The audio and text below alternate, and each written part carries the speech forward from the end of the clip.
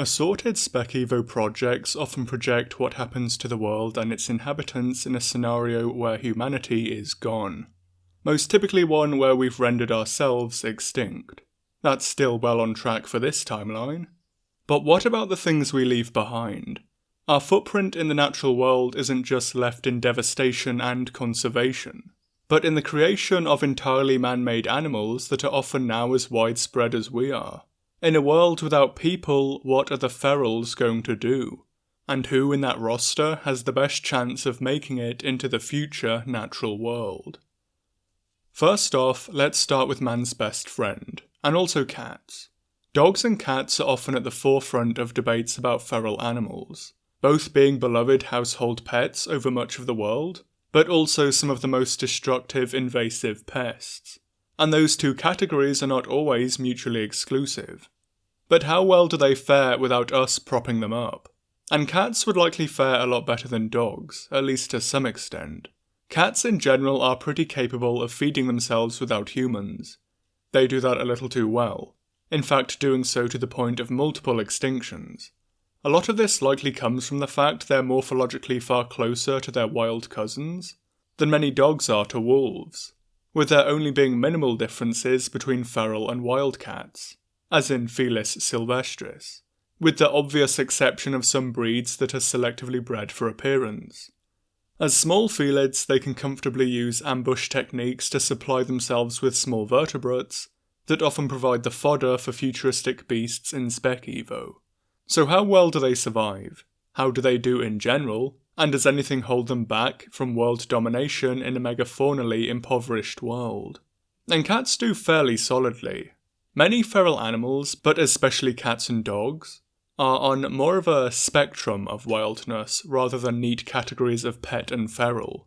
They can be broadly sorted into free-roaming owned pet, semi-feral, which is a subsidized outdoor animal often in or near human settlements, and pure feral, one fending for itself. As is a trend with many feral animals, their survivorship often declines along this category, with owned pets having the highest survival and reproduction thanks to human help, and pure ferals having the lowest due to going it alone. But despite this, pure feral cats can still and do reproduce well enough for population sustenance. It's also a case of man giveth, man taketh away too, with much of feral cat and kitten mortality coming from accidental and intended human causes, although both can have high mortality, and some of it stemming from diseases most pets would likely be vaccinated against too. Cats generally have stable food bases too. Studies show a wide variety of animals are taken across multiple habitats, with many of these being endangered by cat predation, although in both urban and island ecosystems, it seems that rodents, and to a lesser extent lagomorphs, are the most common prey. Rodents themselves are generally pretty widespread and adaptable, and can be relied on to survive at least some way into ecosystem collapse, so they're a fairly good prey item to knuckle down on if you want to survive too. Some other studies have frogs as a key prey item, accompanied by high rates of surplus killing, although it's unknown if this was due to frog toxicity or other reasons. Combine that with cats not needing surface water to drink too, and cats do seem like a safe bet to ride out the apocalypse in whatever form they may take. Unless other predators have a say about things, that is. Domestic cats aren't large, and as a result can often fall prey to other carnivorans, and sometimes a lot, to the point where native carnivorans can safeguard ecosystems against pet or feral cats. Areas with high coyote activity have little to no cats, with coyotes often killing and consuming them too. The cats tend to fare better in urban islands where coyotes are fewer.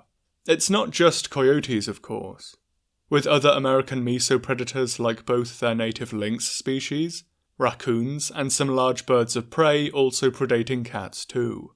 It is worth noting that it's not the huge dominant carnivores like wolves, bears, and cougars that suppress them, but the smaller mesopredators that are also far likely to withstand man's actions too. And this is present in other areas.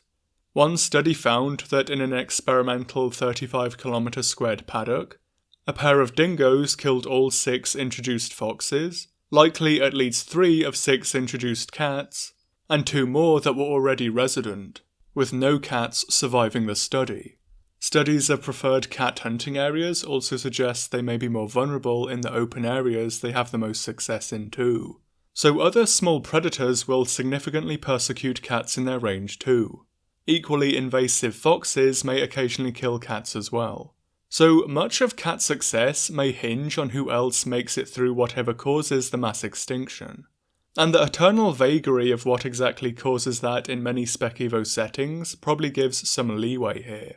If small mesopredators are allowed to survive, cats may have greatly limited success in many mainland areas. If it's some hypothetical slate clearing, and they're the largest carnivorans left, they may well have free reign over much of the earth. Should that happen, cats could well be relied on to speciate into larger felids with millennia of evolution. Non-pantherine felids can still fulfill pantherine roles, for want of a better saying, like the cougar and cheetah. And who's to say a Neopanthera couldn't evolve from domestic cats? All mammal families have small origins. Another rival predator can be domestic dogs. That can be a major cause of mortality for feral kittens especially. Dogs generally get a lot more variable than cats, as despite many breeds bred to look like wolves, they're generally in a much more advanced state of domestication from the original wolf. Like cats, feral dogs typically fare better with considerable help from people. Many feral dog groups across the world are partly subsidized by people both in terms of food and population. Feral dogs are well known as a conservation threat to many species, but this is more focused on areas that haven't historically been subject to mammalian predation, or areas with unnaturally high densities of dogs relative to wild carnivores. Dogs can kill animals as large as sambar and kudu, but are generally ineffective predators with low aptitude, and often function more as scavengers and omnivores as much as predators. Dogs can, with naturalization, become successful and independent predators as dingoes have in their thousands of years separate from humans, along with other morphological differences, but they need to survive long enough to get there on a population level, because a big setback for dogs is their poor reproduction. Feral dog populations can scrape some level of their numbers back per annum by reproduction, but most are often subsidized by new dogs coming in from populated areas. Their litters often fail and they generally have a very low offspring survival, often coming from the fact the male plays little role in pup rearing, and the mother's denning instincts are often poor. The effects of domestication are behavioural as well as physical, and domestic dogs have lost much of their ability to look after themselves in the wild in this respect. This is no doubt the biggest thing holding dogs back from becoming key players in a post-human world, but there are some signs of hope for them. Some cases of feral dogs have been found to survive as fully wild animals even with all these things set against them. A former population in the Galapagos before their eradication provides an interesting case study from which much can be drawn from. They represent the only long-term survival and self-sustenance of truly Western breeds recorded, with the dogs having 2 major lineages that seem to stem from sighthound breeds. They also seem to have little mixing with village dogs after establishment, due to social or behavioural barriers too. Part of this success seems to come from high adult survival, likely stemming from a lack of competitors, and an abundance of either naive prey like iguanas, or similarly feral prey like cattle. It's unknown how well such dogs bred, but it could be possible that generally warm temperatures, but with cool sheltered lava caves for denning, may have prevented pups from dying of exposure, hyper or hypothermia as often happens.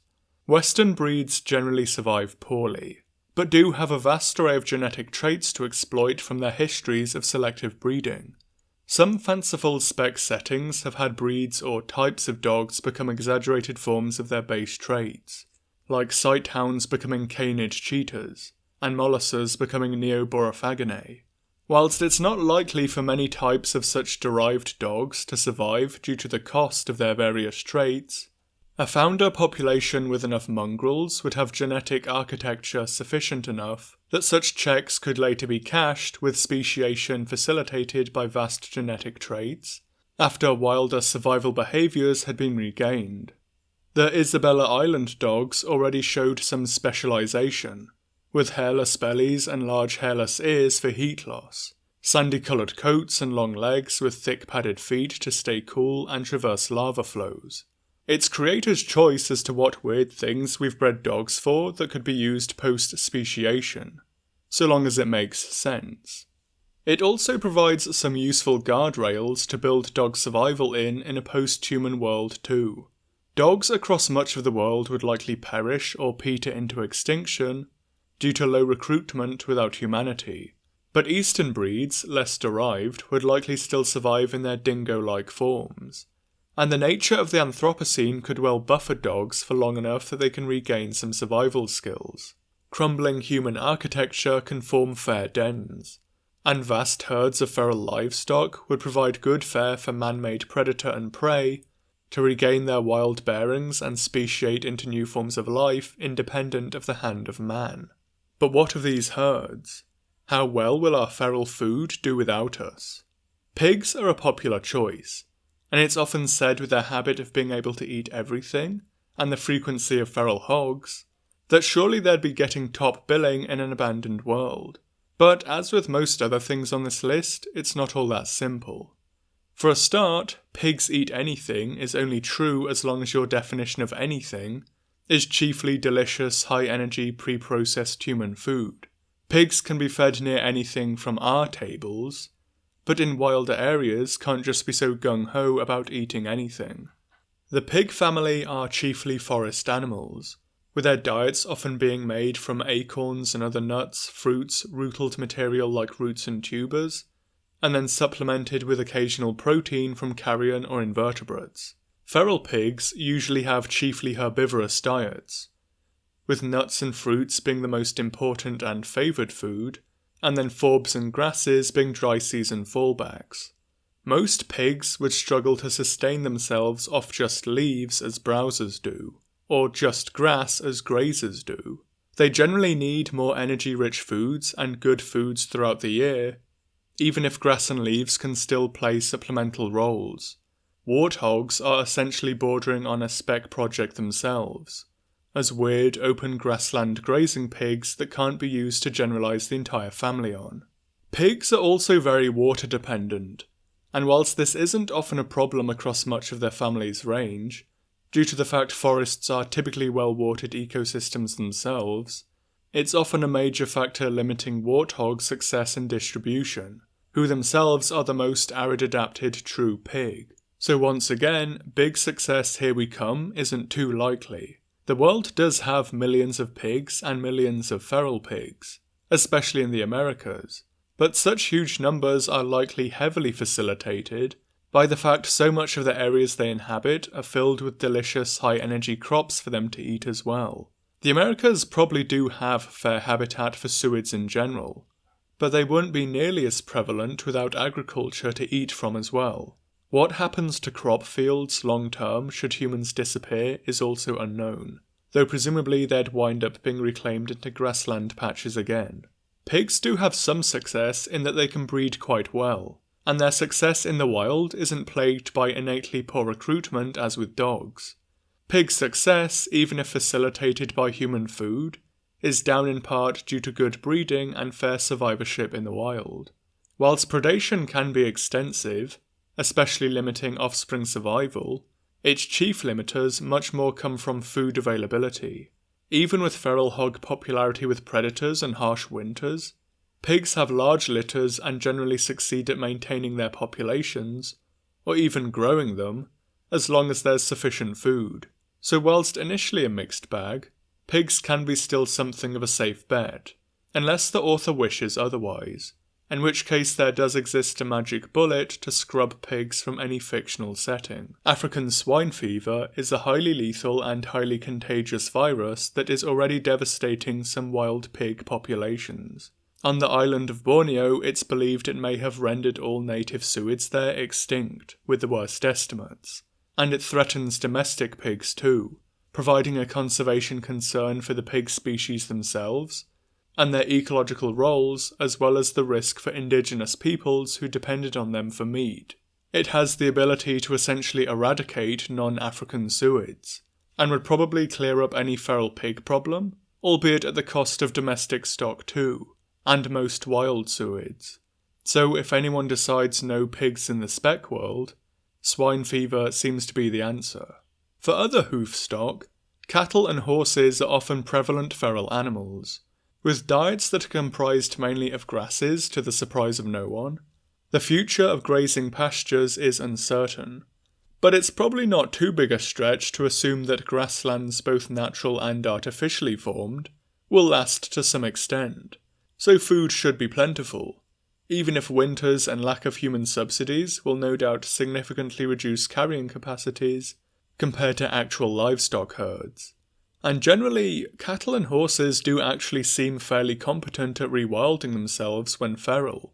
Cattle can successfully form lasting social structures with good stability, and horses quickly revert to wild-type social structures too. The former can actually adapt to new environs like arid ones. One population of feral cows modified their social structure for smaller groups with larger home ranges, and frequent nocturnal movement when living in a desert. Predation-wise, cattle can hold their own too. A small and hornless breed of cattle was shown to naturally engage in anti-predator behaviour against wolves, and successfully protected their calves. Some studies show domestic cows can have varying levels of temperament, that can be detected by some morphological traits as well.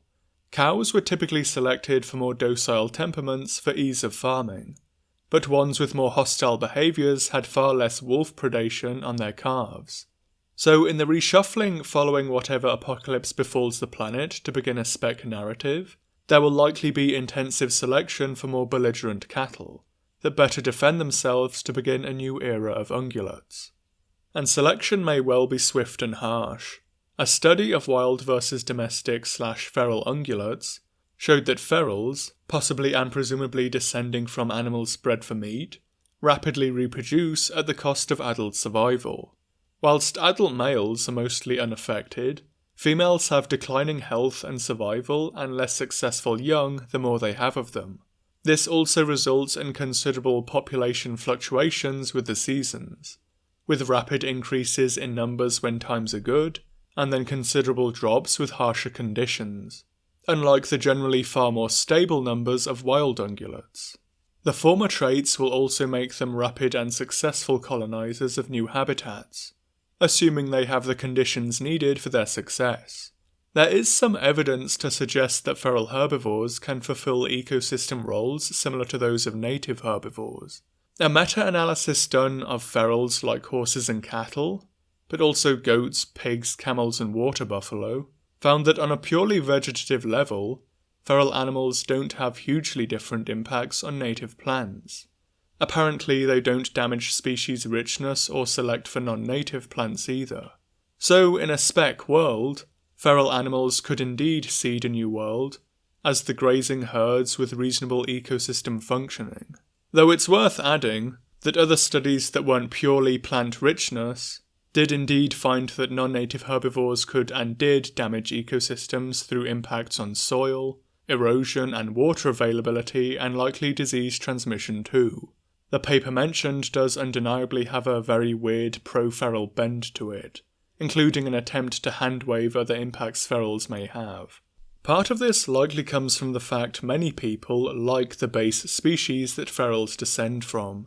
Dogs, cats and horses are all considered companion animals to some degree. Feral horses literally have asinine protection agencies to prop up invasive inbred ferals, to the point that threatened native species have even been shot in favour of protecting the literal vermin. Similarly, good luck trying to convince many people not to let their cat out unsupervised, or their dog off the lead.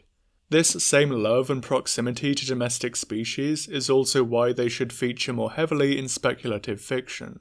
Right now, domestic mammals and people form 96% of the world's biomass, compared to just 4% for wild ones, with an also skewed ratio for birds, with chickens being 3 times more prevalent than wild birds. Once again, the vagary of the event that scrubs humanity clean in the founding texts of speculative fiction leaves a lot to be desired here. On one hand, an increasingly hostile planet would make pets more expensive, and livestock more impractical as food, but people will still almost certainly demand on the continuation of both, right up until their last gasp. If it's some super virus that wipes us out now essentially, things are generally more favourable for wild and feral alike. But overall, it's going to be hard to justify domestic species being extinct in an abandoned world with just how prevalent they are. In the genre though, ferals or domestic animals overall have more found their spec home in seed worlds. The action of taking one or a small group of animals and introducing them to an uninhabited fictional Earth-like livable planet to speciate to their heart's content. Some are done sincerely and some for comedy, but there is likely to be some truth in this. As billionaires make unlikely claims about colonising Mars, fictional space exploration likely would be spearheaded by the rich and egotistical, who'd want to bring family and pets with them, and to have stake on the journey. Similarly, in response to either vegan yappery, or an Earth collapsing under intensive agriculture, they may well bring livestock with them for farming planets that could well go feral. It's not at all unreasonable to have domestic animals in space at least. And some of this has made its way into official and seminal texts in the genre. Some of the Q's mutated humans were livestock for them, and the tall, slender striders were ultimately hunted to extinction by carnivorous chickens, having evolved presumably into something more Forest-Rakid. Thanks for watching, and thanks to top patron Toxic Wolf, as well as the Superest Duper, Samburgo, K. Sandom, Octavia of the Fifth Fleet, nickname 3110, Eringar Steiny, Kieran McCarthy, Flygon's Archives, Hui Hui, Jabin, Dapperaptor, Bonecrusher Hyena, original username, Evilly, Howleth, Archosaur Queen, Tommy Choi, Jacob Wilcox, Seth Fake Last Name, Zacer, Dodecablos, and Bazugazu Bakuhatsu Bakumatsu, for helping to support the channel with their generosity. There's a link in the description if you'd like to join up, and any amount is always appreciated. And first off, yes, I am aware this isn't the How to Write Herbivores video. I will be doing one, but it'll be coming presumably later this year. Videos of that size are generally partially made in the background of making other content for a while, and I'm pretty busy in general right now, so it will be coming just later. All the positive comments on the carnivore one were appreciated, and I'm glad many enjoyed it as a comprehensive overview. Mere minutes after uploading, it occurred to me things I could have expanded on or added, but such is life. And I do think this is a worthwhile video to make in the meantime. Feral animals should be a much larger part of speculative evolution, and it likely stems from Afterman and the Future's Wild ignoring them to set the tone for further worlds created, until seed worlds became a thing. Again, one could argue All Tomorrows is the most successful seed world project of them all. I feel I should also add this was a feral only video, not including exotics and invasive, which many people often lump together. Similarly, it's also very bird-light.